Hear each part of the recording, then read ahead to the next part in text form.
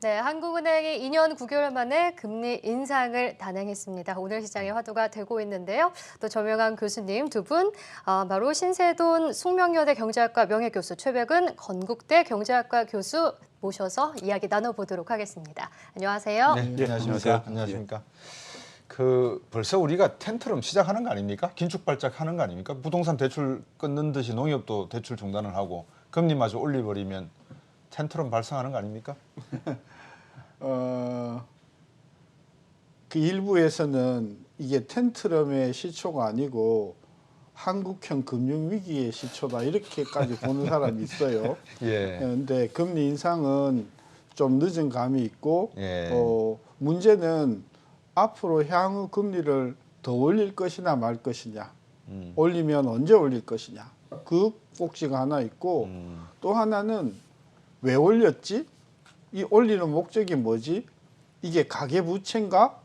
아니면 주택가격 상승을 억제하는 건가? 물가는 아닌 것 같아요. 그런 관점에서 이번에 올린 진정한 의도가 한국은행이 생각하는 거하고 정부가 생각하는 게 조금 포인트가 다르지 않는가 하는 차원에서 전 두 가지 네. 지적하고 싶어요. 앞으로 더 올릴 것인가? 먼저 올릴 것인가? 그보다 더 근본적인 거는 왜 올렸지? 이게 주택가격, 만약에 주택가격이라고 하면 주택가격이 잡히면 다행인데 안 잡히면 또 올려야 된다는 이야기가 되겠죠. 그런 관점에서 일단 이번 금리 인상은 조금 늦은 감이 있지만 매우 환영할 만한 조치였다. 저는 그렇게 봐요. 한국은행에 또 계셨고 교수님, 최백은 교수님은 어떻게 보세요? 뭐 금리 인상은 예정된 거고요. 시장에 이미 반영돼 있는 거고요. 그것보다도 아까 이제 텐트럼이라는 표현을 썼는데 텐트럼을 하더라도 별 큰 부동산 시장에 충격은 없을 거라고 보고요. 네. 부동산 시장의 문제는 사실 어떻게 보면 정부의 소위 부동산 정책이라든가 아니면 금융 정책의 저는 결과물이라고 봐요. 네. 결과물인데 지금 이제 뭐냐면은 각 이제 책임자들이 이제 면피성 이제 발언들을 쏟아내고 있다. 자기들 책임을 이제 회피하기 네. 위해서. 근데 이제 그게 큰 효과는 없을 것이다.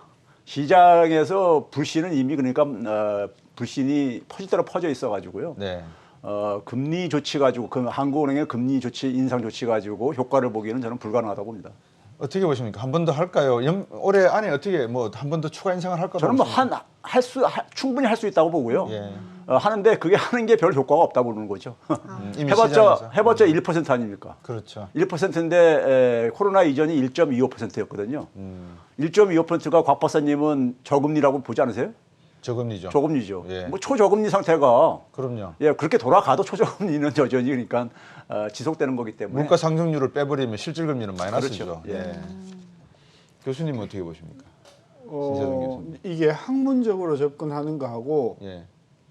정치 경제 차원에서 접근하는 게 스토리가 다르다. 네. 근데 그동안 최근 2, 3년 동안은 너무나 경제 논리보다는 정치 논리가 한국도 그렇고 미국도 그렇고 압도한 상황이었기 때문에 네. 서로 우리 최백운 교수님의 말씀 맞다나 좀 올려야 된다고 하더라도 초금리라 하더라도 정치적인 분위기로 봤을 때 섣불리 올리지 못하는 그런 압력들이 있어서 네. 그게 이제 실질적으로 어떻게 작동을 하느냐 그런 관점에서 올려야만 될 것 같긴 한데 올릴 수 있을까? 저는 그런 걱정이 있는 거죠. 예. 제가 조금만 추가하면요. 그러십시오. 금리 인상을 미국이나 한국이나 정도 차이가 있겠지만은 네. 못 올리는 이유는요. 네. 실물 경제 회복이 그렇게 튼튼하지가 않습니다. 네. 미국 같은 경우도 2.5회까지 올렸다가 네. 한 3번 후퇴했잖아요. 예, 코로나 예. 이전에 이미요. 그러니까요. 그렇죠. 그때 왜 후퇴했냐면은 소위 초저금리 상황 속에서 예. 소위 말하는 좀비 기업이 굉장히 많이 생겼고 이 좀비 기업들이 죽는다고 아우성친 거죠. 뭐. 네. 예? 근데 한국도 지금 그러니까 사실 좀비 기업들이 굉장히 많잖아요. 많은데 그 좀비 기업들의 출구가 없는 상황 속에서 뭐 정치적인 저는 요인을 떠나서 네. 그 시장의 충격을 그러니까는 통화 당국에서 감내할 이런 준비가 돼 있는가? 저는 그게 안 돼 있다고 보기 때문에 네. 금리 인상은 그러니까는 어느 정도까지만 그러니까 코로나 이전 상태 정도만 회복을 하고 그 이속으로 올라가기가 쉽지 않을 것이다 이렇게 보고 있는 거죠. 어떻게 보십니까? 저도 한 4분의 1% 정도는 예. 충분히 올릴 수 있다. 또 올려야 된다고 생각을 합니다. 하는데 아까도 이야기했지만 특히 한국 같은 경우에는 굉장히 중요한 정치적인 어떤 사건들이 기다리고 있거든요. 네. 그래서 뭐 하는 총재가 올리고 싶고 또 하는 그 위원들이 다 올리자고 해도 지금 소비자들은 한쪽에서는 대출 규제한다고 난리고 네. 그동안에 풀린 돈에 대해서는 대부분이 70% 이상이 변동금리인데 그럼 대출금리가 따라 올라가면 이 뭐냐 이게 이제 이런 아니 돈을 빌려가라고 할 때는 금리를 낮춰서 꼬실 때는 언제고 갑자기 뒤집냐 이런 정치적인 압력이 많을 것 같아서 네. 그게 이제 실제 금리를 조금 많이 억제할 거라는 그런 느낌인 거죠. 네, 실제로 이제 금리를 올리면 대출 금리가 올라가니까 또 20, 30대 입장에서는 이제 부동산 가격이 많이 올랐고 또 주식도 투자를 많이 하고 싶은데 이렇게 금리가 올라가게 되면은 굉장히 부담이 정치적인 되거든요. 압력이 되는 거죠. 네, 그래서 이러한 영향은 사실 금리 인상에 대한 조금 부담스러운 모습이 있는데 오늘 시장도 사실 그렇게 영향을 미치는 것 같습니다. 투자 심리도 좀 악화되고 있는데 어떤 측면으로 보고 계신가요? 결국은 이제 자산 시장에 이제 막차 타시려는 분들이 미리 했어야 된다. 예, 막차 타시려는 분들이 지금 그러니까 그 불만이 터져 나오는 네, 거고. 네. 그런데 이제 저는 그 가계 부채를 억제하겠다는 금융 당국의 지금 모습이 아까 제가 이제 면피성 이제 행동이라고 이렇게 평가를 했던 이유가 사실 그 동안에 이 자산 시장이 굉장히 과열됐던 이유가 경제 정책이라든가 부동산 정책이라든가 아니면은 통화 정책의 결과물이에요, 사실은요. 자기들이 이렇게 만들어 놓고 자기들이 그렇죠. 그걸 가지고 그러니까 지금 뭐 과열됐다느니 집값 조정이 큰 폭으로 일어날 거니 이런 얘기하는 것은 제가 볼 땐 뒤늦게 이제니까 나중에 이제니까 변명할 구실을 지금 만들고 있는 것이다. 이렇게 보고 있기 때문에 그런 점에서 이제 결국은 이제 자산시장에 막차 타려는 분들한테 그 고통을 전가시키는 거죠, 뭘. 이 와중에 지금 정시 말씀을 우리 손현정 아나운서가 하셨으니까 미국은 정시가 연말까지 내년까지도 8% 내지 6%더 오를 수 있다라는 전망들이 막 나오고 있단 말입니다. 네. 자, 돈을 푼 김에 막 왕창 풀어버리겠다. 잭슨홀 미팅에서도 야 조용해. 가급적이면 시장에 악영향 주는 발언은 하지 마. 파월 연준 의장 2월 달에 연임도 해야 돼. 우리 마음에 맞는 친구야. 이런 정치적인 색깔, 경제적인 색깔들이 막 믹스가 돼서 예측이 불허해요. 근데 이게 우리가 미국 금리 시장하고 우리 금리 시장하고는 영 딴 방향으로 노는 거 아닙니까 지금 현재? 그걸 A 주시를 해야 됩니까 잭슨홀 미팅을? 잭슨홀 공식 이름이 미팅이 아니고 예. 심포지움이요. 심포지움. 죄송합니다. 죄송합니다. 예. 아니 학술회의라서 거기에서는 그냥 왜냐하면 그걸 주관하는 데가 그 캔자스시티 연방은행이라서 연준 의장이 올 거예요. 예. 오지만 이번에는 민감한 말씀을 안 할 거예요. 근데 이번 그 심포지엄 학술 회의에서 뭐가 주로 이제 학자들이 발표할 거냐 이제 그게 이제 좀 관심. 왜냐하면 과거에도 이 연준이 움직이기 전에 학자들을 동원해서 야 문제 있어 좀 지적해. 그러고 나서 행동으로 옮긴 적이 여러 번 있었거든요. 네. 그런 관점에서 이번에 주제는 두 가지일 거예요. 하나는 인플레가 장기냐 이게 일시적인 현상이냐 그 꼭지 하나 저는 일시적인 것이라고 판단을 내릴 것 같고요. 그다음에 고용 문제가 지금 이게 한 6% 실업률이 되는데 지금 그럼에도 불구하고 상당히 그 실업자가 많음에도 불구하고 임금이 굉장히 빠른 속도로 오른단 말이에요. 그러니까 전반적으로 고용시장이 병목 현상이 있어갖고 일부는 사람을 못 구해서 날리고 일부는 또 사람이 그런 문제가 있기 때문에 이 문제에서 연방은행이 금리를 올리는 조치 또는 테이퍼링 양을 줄이는 것이 옳으냐 요 논란이 있을 것 같은데 결론 안 날 것 같아요. 네. 결론 안 날고 따라서 이번 잭슨홀은 잔뜩 떠들긴 하는데 뭘 하자는 거지? 이런 식으로 넘어가면서 연준이 테이퍼링을 하긴 할 거예요. 예. 하긴 하는데 포인트는 매달 1,200억 불씩 사던 거를 줄여야 될 텐데 얼마나 빨리 줄이는가? 저는 그게 관건인데 넌 과감하게 많이 못 줄일 거라고 봐요. 예. 한 달에 한 50억 달러 정도 줄여 나갈 거라고 보면 50억 달러를 줄여가지고 1,200억 달러를 완전히 제로 베이스로 가려고 하면 24개월인가 걸리거든요. 예. 그러면 뭐 거의 2년 걸린단 말이죠. 그죠? 그래서 우리가 주목해야 할 것은 테이퍼링을 시작하는 시점이 아마도 금년 말일 텐데 그거보다도 더 중요한 거는 얼마나 빨리 한 달에 100억 달러 줄일 거냐, 50억 달러 줄일 거냐, 그게 관건일 것 같고, 아까 증시 8% 골드만삭스에서인가 이야기했는데 증권회사에서 하는 이야기예요. 증권회사에서 하는 네, 이야기다. 증권에서 하는 이야기기 때문에. 예. 그리고 연준의 그 위원들은 FOMC 위원들은 과거에 제넷 옐런도 그랬지만 비정상적인 저금리, 비정상적인 양적 완화가 어디로 그냥 불거져서 나타났냐? 주식시장만 폭등했다. 예. 이거 놔두면 앞으로 큰 문제가 생긴다. 그리고 아까 이제 우리 최 교수님이 이제 그 좀비 기업을 이야기하셨잖아요. 그래서 전반적으로 그 FOMC 구성을 하는 사람들은 증시가 과열된 것이 어느 정도 재갈을 물려줘야 된다라는 생각을 지배적으로 하고 있다. 저는 그렇게 읽고 있어요. 우리 최범 교수님은 어떻게 보십니까? 저는 그 뭐 정도 차이는 있겠지만요. 통화 정책이 저는 길을 잃었다고 봅니다. 오래전부터요. 예, 그 이유는 뭐냐면은 미국이 금융위기 전에요. 금융위기 직전에 이 통화 발행량이 연준의 자산 규모가 GDP 대비 6%가 안 됐었어요. 네. 근데 이제 코로나 재난 이전까지, 그러니까 2014년 하반 이제 말부터 이제 좀 테이퍼링을 시작을 했었잖아요. 예. 했는데 그래서 지난해 말까지 좀 줄인 규모가 예. 사실은 한 3천억 달러 정도밖에 안 돼요. 아. 예? 한 4조 한 5천억 달러까지 올라갔다가 조가 아니고 억이네요, 예. 그냥. 4조 한 1천억 달러에서 네. 1,300억 달러까지 줄어들었다가 그게 한 GDP 대비 한 20%가 조금 안 되는 규모까지 네. 그러니까 굉장히 많이 올라간 거죠. GDP가 6% 안 되다가 GDP 20% 규모까지 그러네요. 이 네. 통화량을 그만큼 늘렸으니까요. 근데 지난 1년 한 반 정도 동안에 코로나 재난 상황 속에서 얼마나 그랬냐면요. 4조 3천억 달러를 더 추가로 찍어냈습니다. 엄청난 돈이죠. 4조 3천억 달러를요. 그래서 GDP 대비 지금 한 37%까지 올라왔어요. 네. 이게 이 수치가 30%가 뭘 의미하냐면요. 예. 이 그 아베 정권 때 소위 예. 아베노믹스, 예. 소위 구로다에 그러니까 우리가 양적 질적 완화 시작할 때가 예. 그때가 한 32% 수준에서 출발했었습니다. 예. GDP 대비요. 예. 그래가지고 지금 130%까지 올라가 있죠. 그러니까 뭐냐면 제가 이제 그걸 가지고 이제 초금융 완화의 함정에 빠져 있다 이런 얘기를 하는데 지금 뭐냐면 돈을 이렇게 풀고 저금리로 돈을 공급해주면서 지금 이제 그동안에 나타났던 현상이요. 미국의 증시가 이제 이렇게 뜨겁게 반응을 했던 이유가 뭐냐면은 사실 한 2016년경부터 보게 되면요. 미국의 사실 기업들이 네. 평균 S&P 500 기업들이 그러니까는 영업이익을 내 가지고 그 다를요. 영업이익의 100%를 배당이나 자사주 매입에다 지출하고 있습니다. 그러니까 재투자하는 건 없이요. 그러니까요. 네. 그 얘기는 뭐냐면 그래서 이제 자사주 매입 규모하고 네. S&P 주가가 거의 같이 움직여요. 예. 같이 움직였습니다. 예. 그건 왜 그러냐면은 돈을 차입을 해가지고라도 네.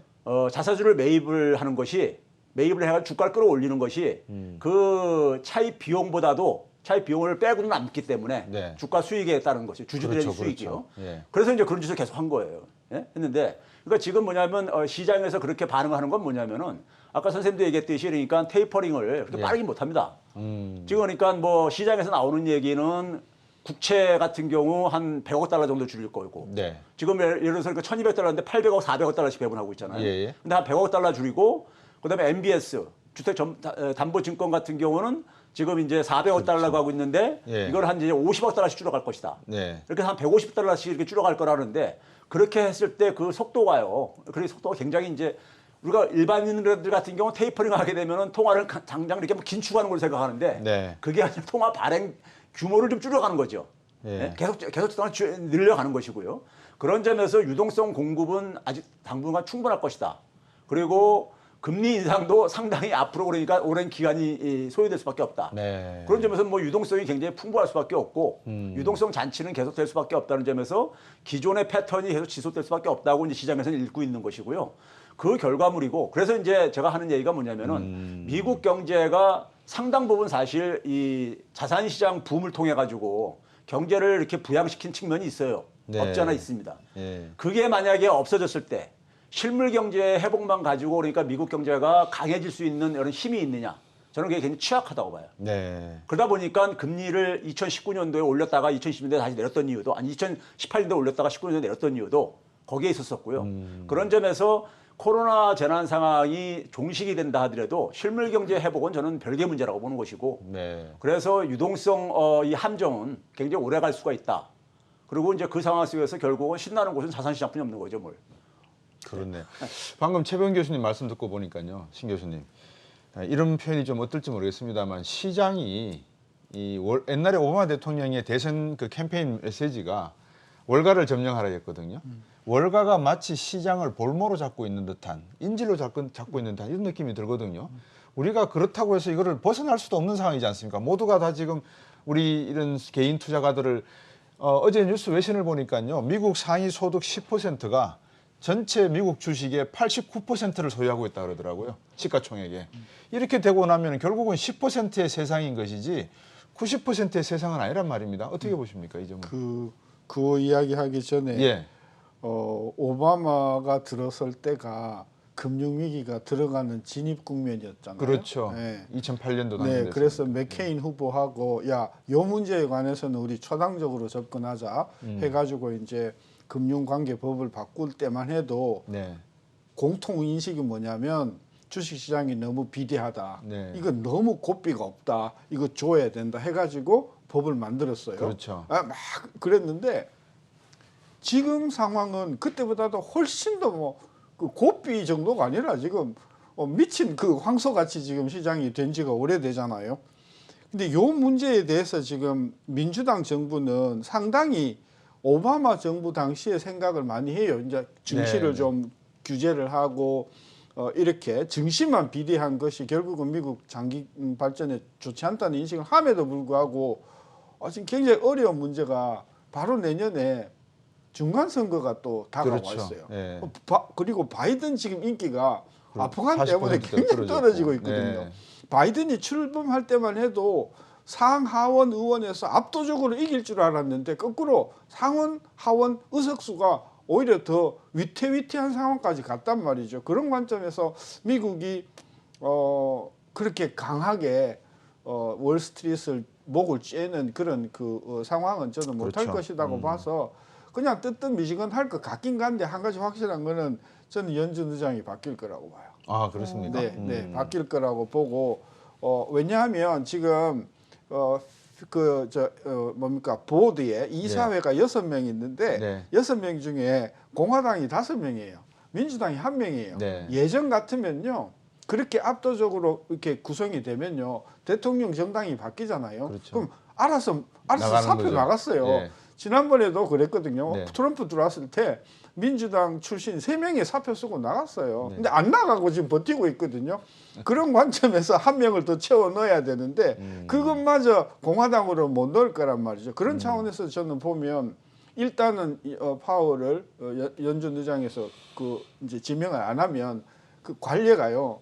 위원으로 있다가 위장으로 있다가 지명이 안 되면 다 사표 쓰고 나가는 게 연준의 전통입니다. 그렇죠. 따라서 그러면 이제 파월 나갈 거고 예. 그리고 1명쯤 더 나갈 거고 예. 그러면 이제 3대3 정도로 민주당. 그래서 연준의 인적 구성 자체가 바뀌는 계기가 되는 게 내년 2월 달에 될 것이고 네. 그렇게 되면서 그러면 새로운 그 민주당 주도의 연준이 어떻게 정책을 펼칠 것인가 좀 더 개혁적이고 좀 더 진보적이고 좀 더 이 자본가의 그 횡포 내지는 급격한 이런 어떤 그런 자산 불리기에 대해서 재갈을 물리는 쪽으로 가야만 전 중간 선거에서 승산이 있다. 저는 그래 봐서 상당 부분의 금융시장 개혁에 대한 그런 어떤 것들이 같이 쫓아올 것 같아요. 개혁 말씀을 하셨는데 2008년도 볼코루를 다시 갱신을 하고 개혁을 하겠다 그러면서 난리를 했는데 결국은 된 건 아무것도 없고. 네, 맞습니다. 예, 최병 교수님, 지금 그 신세동 교수님 말씀 중에 그 내년도에 이런 그 연준의 어떤 의장의 교체 이게 결국은 민주당 정부가 들어서서 새로운 금융시장에 대한 내용들을 개혁을 할 것이다라는 말씀이 핵심인 것 같은데 그러더라도 시장은 큰 변화가 없을 것이다. 어차피 그냥 스노볼 이펙트로 굴러가는 건 계속 굴러갈 수밖에 없으니까 이게 언젠가 뭔가 부딪히게 되면 터지지 않습니까? 소위 우리가 버블 이야기들을 많이 하는데 교수님 보시기에 버블은 터질까요? 있다면? 저는 그거 얘기 전에요. 예. 먼저 좀 말씀드리고 싶은 것은 민주당 색채로 연준을 바꾼다고 해가지고 네. 크게 달라질 것 같지는 않아요. 그 얘기는 뭐냐면은 사실 우리가 연준이 이 미국 워싱턴이 월가에 포획당했다는 얘기는 뭐 한 40년 전부터 진행됐던 얘기고요. 그거는 뭐 공화당, 민주당과 관계없이 진행돼 왔던 거잖아요. 그렇죠. 미국이 원래 클린턴 그렇죠. 정부에서 그러니까 루빈이 어디 출신입니까? 시티그룹 회장 출신이고, 그렇죠. 예, 그렇죠. 그러니까 그런 점에서 이제 그러니까는 뭐 월가와 워싱턴의 어쨌든 간에 유착은 한 40년 이상 진행된 거고, 그래서 이제 금융시장에 대한 뭐 개혁이라는 것은 제가 볼 때는 도드 프랭크법이 그게 저는 최고라고 보고요. 단지 이제 바이든 행정부에서 이제 우리가 좀 기조가 바뀌었던 것은 소위 이제 MMT 현대 화폐 이론 주의자들이 일부가 이제 참여를 했잖아요. 예. 그러니까 그게 왜 바뀌었냐면요. 왜 바뀌었냐면은 통화 정책이 민주당의 일부 이제 그러니까 인사들이 생각하는 건 뭐냐면요. 돈을 계속해서 풀고 금리를 낮추면 뭐하냐? 돈이 안 돌거든요. 네. 미국도 화폐 유통 속도가 엄청 떨어졌습니다. 그러니까 지난해 그러니까 2분기에 곤두박질 쳤다가 네. 반짝 회복됐는데 다시 그러니까는 지금 최저 수준까지 화폐 유통 속도가 떨어져 있어요. 떨어져 있는 상태거든요. 그러니까 돈이 안 도는 거예요. 돈은 계속 이렇게 풀어대는데도요. 네. 그러니까 돈이 결국 뭐냐 풀어봤자 그게 어디로 가느냐? 자산 시장으로 가거나 그렇죠. 있는 사람들이 그걸 다시 예금하고 네. 그러니까 돈이 안 도는 거죠. 필요한 곳에 안 가는 거죠. 그러면 결국은 뭐냐면 연준을 민주당 색채로 바꾼다 하더라도 통화 정책을 소위 그러니까 시장에서 소외된 부분에다가 주입하는 어떤 하나의 대책이 저는 이제 목소리가 내부에서 좀 나올 거다. 스멀스멀 나올 수밖에 없을 것이다. 그래야지만 차별화를 만들 수 있을 거라고 보는데 네. 문제는 지금 최근에 지금 정치적인 상황이 지금 이제 한의문 6개월은 끝났다고 지금 가면서 네. 공화당에서 지금 뭐냐면 증세도 협조 안 하고 있죠. 그렇죠? 네. 그래서 지금 미국이 지금 그러니까 바이든이 추진하고 있는 그러니까 인프라 투자 3조 5천억 달러. 이것도 예. 그러니까 사실은 증세를 통해서 재원을 마련하려고 그렇죠. 했다가 예. 차질이 생긴 거 아닙니까? 그렇죠. 지금 뭐냐면 미국 정부의 정부 채무에 대한 이자 부담이 지금 이제 제가 볼 때는 미국 의회 예산국에 의하면은 예. 한 2027년까지는 그러니까는 성장률과 거의 맞먹을 정도로 올라갈 수가 있다. 이렇게 이제 경고도 나오고 있는 상태란 말이에요. 네. 그러면 그런 상황 속에서 바이든이 가지고 있는 건 뭐가 있겠는가? 그러니까 굉장히 급진적인 그러니까 아까 앞에서 얘기했던 현대 화폐 이론 같은 것처럼 네. 중앙은행이 그러니까 직접 그 돈을 찍어가지고 필요한 곳에 네. 돈이 안 가는 곳에 배분하는 이 방법뿐이었는데 이걸 가서 할 수 있는 그러니까 정치력이라든가 이게 있겠는가? 그렇죠. 저는 이게 있으면은 좀 차별화를 만들 것이고 그거를 추진을 못하면은 저는 아무것도 달라질 거 없을 것이다. 있다고 보십니까? 없다고 보십니까? 저는 지금까지 바이든이 보여주는 모습을 보게 되면요 한물 이제 넘어간 것 같아요. 신세동 교수님. 네. 예. 그 연준이 돈을 풀 때 그 수도관이 크게 두 종류의 관이 있어요. 하나는 자본시장의 딜러들 중심을 통해서 나가는 게 네. 있어요. 그리고 다른 하나는 직접 그 뭐 인프라가 투자가 됐든 산업 투자가 됐든 산업 수요에 돈을 뿌리는 그 경로가 있는데 그동안은 전부 이게 파이프가 전부 증시로 들어갔어요. 대형 투자 은행들이 이 경매에 참여해서 그 돈 받아가지고 거기다가 금리 좀 더 붙여가지고 네. 뭐 채권을 이런 경로가 그래서 지금 분명히 중앙은행이 돈을 뿌리는 그 메커니즘에 심각하게 바이어스가 있다는 거는 이제 다 이제 인정을 하는데 저는 이제 민주당 정부가 그 문제를 인식을 하고 좀 더 돈이 실물 쪽으로 풀릴 수 있는 그 파이프를 열자라고 하는 쪽에 저는 의견이 모아진다고 보고 네. 그런 관점으로 이제 연준 보드 멤버들을 교체를 해 나가거나 할 거라고 보는 거거든요. 네. 그런 관점에서 문제는 그렇게 됐을 때 이제 뭐 예를 들면 골드만삭스라든지 뭐 체이스라든지 이런 대형 인베스트먼트 뱅커들이 갑자기 자금이 공급이 이렇게 쭉 오라들면 자기네들이 주식 시장이나 어떤 채권 시장에서 운용할 수 있는 유동성이 줄잖아요. 네. 이게 거기에 대해서 저는 정치적으로 굉장히 반발을 많이 할 것이다. 그런 차원에서 민주당이 들어서도 자기 생각하는 것만큼 만만치는 않을 것 같은데 지금 상원이 50대 50이잖아요. 네. 민주당 의원 중에 한두 명만 바이든 쪽 손을 안 들어주면 이게 그냥 해행이 돼버리거든요. 그렇죠. 그런 관점에서 이제 결국은 그 뭡니까 부통령 카멜라가 해리스가 결국은 지고 있는데 뭐 그렇다 하더라도 네. 저는 상당한 연준의 인적 구성의 변화가 올 것이고 정책 변화도 올 것이다. 저는 네. 그래 봅니다. 이제 환율에 대한 이야기를 해보도록 하겠습니다. 금리가 인상이 결정이 되면서 지금 환율이 살짝 좀 빠지는 모습이 있었는데 다시금 또 올라오면서 계속해서 이제 달러 강세에 대한 좀 부담감이 있는 것 같습니다. 이렇게 되면 또 외국인의 유출도 계속 걱정이 되는 부분인데 오늘 금리 인상 효과가 크진 않은 것 같은데요. 환율은 어떻게 보고 계신가요? 저는 사실 5월 달에 이주열 총재가 금리 인상 운을 처음 꺼냈을 때 그 의도가 뭔가, 이분이 뭐를 걱정하는가, 그게 저는 환율이라고 생각했어요. 네. 이미 4월서부터 환율이 좀 불안하더니 순식간에 1,120원, 30원, 40원, 50원, 60원, 엊그저께는 70원까지 갔거든요. 그러니까 불과 한 서너 달 사이에 7%, 6%, 연율로 따지면 한 거의 20% 가까이 환율이 올랐단 말이죠.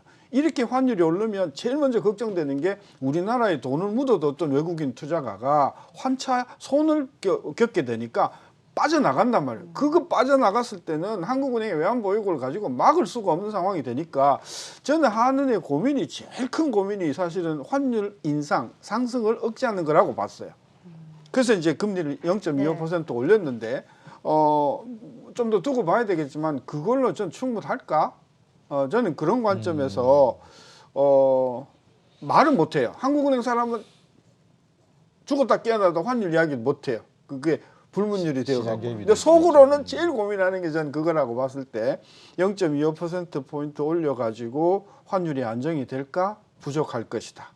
그게 한국은행의 제일 큰 딜레마 중에 하나일 거라고 보고요. 환율이 올라가면 긍정적인 효과가 있는데 물론 수출이죠. 근데 지금 수출 안 그래도 잘 되고 있거든요. 그래서 환율을 그러니까 이 환율이 올라가는 것의 긍정적인 면보다도 그것이 외환시장에서 외국인 투자가들의 자본 유출의 가능성을 점점 키운다는 차원에서 앞으로 연말까지 제일 큰 우리 그 시장의 관심 초점은 네. 환율이라고 봅니다. 네, 그 말씀해주신 것처럼 계속해서 이제 환율이 올라갈 거에 대한 우려감이 지금 계속 커지고 있는 것 같은데 그렇다면 금리 인상을 조금 더 많이 해야 된다라는 생각도 있을 것 같습니다. 어떻게 보고 계신가요?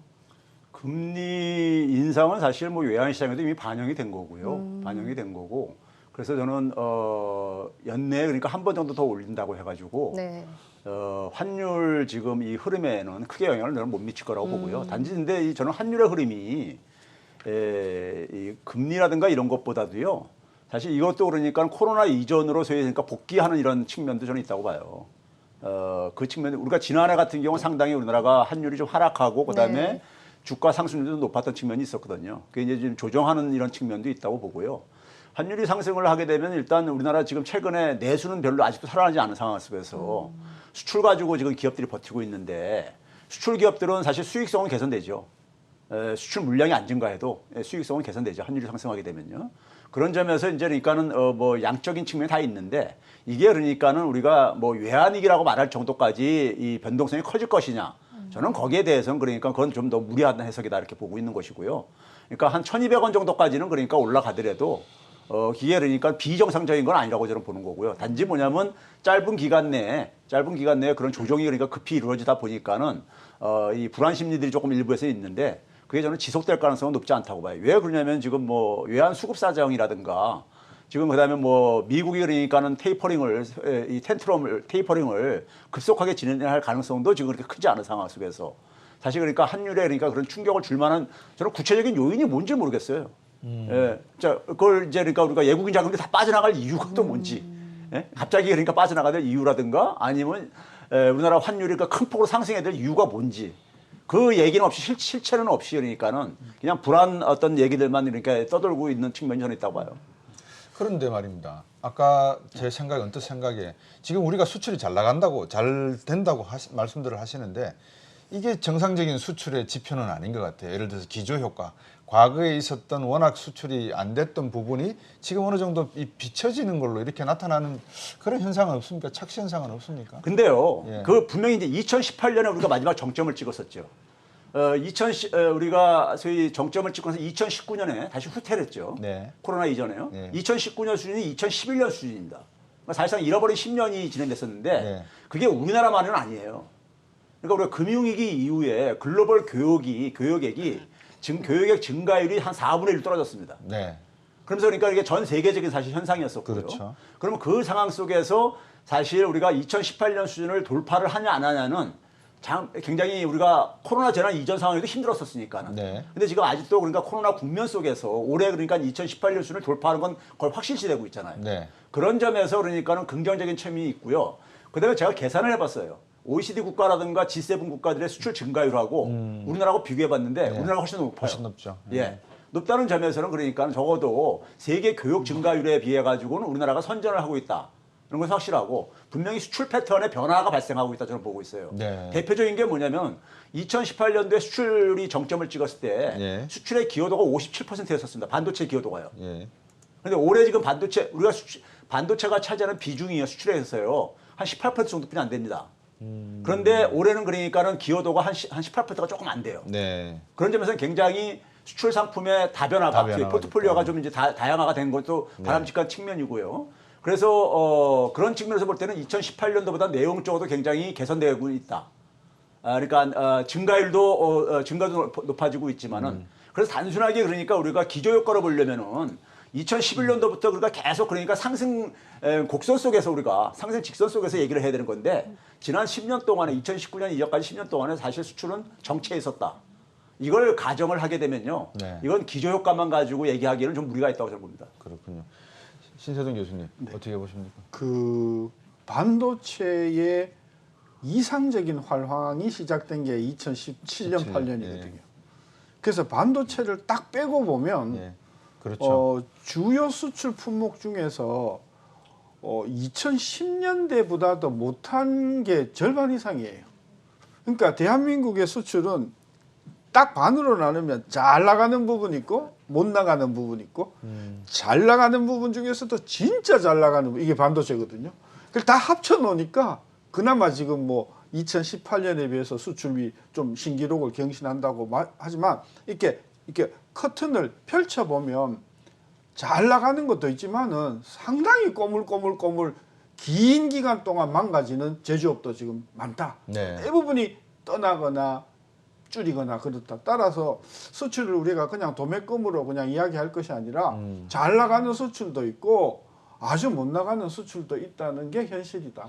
이렇게 이해해도 되겠습니까? 정시를 놓고 보면 방금 말씀하신 2017년 그 당시만 하더라도 삼성전자의 시가총액을 빼고 나면 사실상 종합주가지수는 상당히 한 1,500대에서 1,700대로 인정할 수밖에 없다라고 했는데 지금 반도체가 이렇게 상황이 안 좋은 상황에서 우리가 3,200 막 바라보고 있는 상황은 수출 다변화 말씀을 하셨으니까 어느 부분에서 한국 이 자산 시장의 기업들이 상당히 좀 다변화되고 있다. 긍정적인 평가도 할 수 있겠네요. 예, 저는 그래서요. 우리가 이제 흔히 코로나 터졌을 때 이런 말들 많이 했잖아요. 전문가들이 말하기 좋아하시는 분들이 B씨하고 A씨는 다른 세상이 될 것이다. 그렇죠. 이런 얘기 했잖아요. 예. 근데 우리는 여전히 뭐냐면 지금도 B씨 사고를 하는 경우들이 많아요. 근데 우리가 코로나 재난 이후에 한국 경제와 산업들도 좀 변화가 좀 확인되고 있어요. 네. 신세동 교수님이 아까 얘기한 부분들 2018년까지 맞는 얘기입니다. 그러니까 우리가 2010년대에 반도체 빼놓고 보면은 오히려 줄어들었어요. 훨씬 네. 줄어들었습니다. 근데 이제 그게 뭐냐면 올해를 보게 되면 우리가 과거에는 13대 주요 품목을 얘기했는데 15대 품목으로 확대를 했는데 15대 품목 중에 대부분이요. 다 역대 수출 실적 다 넘어섰습니다. 네. 역대 최고 실적을요. 그런 점에서는 지금 아까 제가 얘기했듯이 반도체도 잘 나가고 있지만은 반도체의 기여도가 그러니까는 자기 비중 정도뿐이 못하고 있다는 것이 그런 점에서는 분명히 이게 그러니까 일시적인 건지 뭔지 모르겠지만은 적어도 그러니까는 대한민국이 코로나 재난 상황 속에서 이미지 개선, 대이미지 개선의 어떤 저는 그런 효과도 분명히 작동을 하고 있다고 보고 있고요. 네. 그다음에 우리나라 제조업 경쟁력이 그렇게 만만한 나라는 아닙니다. 만만한 나라는 아니고요. 그러니까 기업들이 그러니까 잘한 측면들도 있는 것이고요. 그런 점에서 그러니까는 코로나를 분기점으로 해가지고 좀 미시적인 변화들이 지금 우리가 발견되어지고 있다. 이렇게 저는 평가하고 싶어요. 네. 그게 이제 증시에도 사실 반영되고 있다고 보고 있고요. 그렇군요.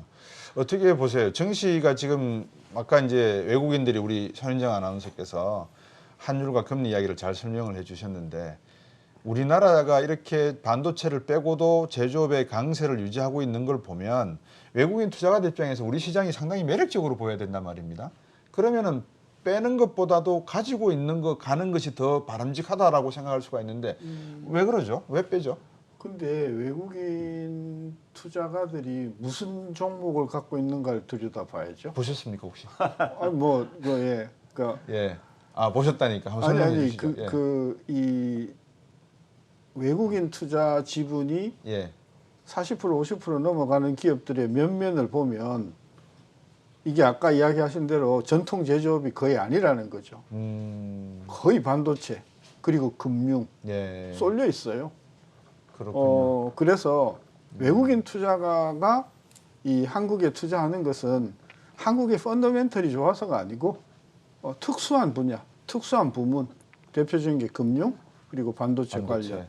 뭐 앞으로 뭐 바이오 쪽은 어떻게 될지 모르겠습니다만. 그래서 외국인들의 국내 주식 투자의 패턴은 매우 좋게 이야기하면 전략적인 거고, 전략적인 거고, 예. 그리고 그게 한국 경제의 건전성을 전혀 반영하지 저는 못한다고 봅니다. 예. 그래서 제가 좀 보충. 예, 예. 그러니까 외국인들이 관심 갖는 게 맞습니다. 금융하고 그러니까 IT 분야, 그다음에 예. 이제 뭐냐 미래차가 관련 네, 같은 네, 경우들. 그게 우리나라 지금 어쨌든 가장 돈을 많이 버는 부분들이에요. 사실 그러니까 지난해 코로나 재난 상황 속에서도 금융 부분만 그러니까 돈을 벌었거든요. 돈을 벌었으니까 엄청나게 벌었죠. 예, 돈을 버는 부분에 투자하는 건 투자자로서는 당연한 거고. 예. 근데 이제 그것이 우리가 지금 올해 그러니까는 경기 회복이 세계 경기 회복이 예. 그러니까 생각만큼 그러니까 올해까지는 그러니까 작년의 기저 효과로 좀 회복이 되겠지만은 이게 내년 정도에는 다시 그러니까는 속도가 그러니까 굉장히 우리가 둔화될 거라는 것은 지금 모든 전문가들이 다 동의하는 부분이란 말이에요.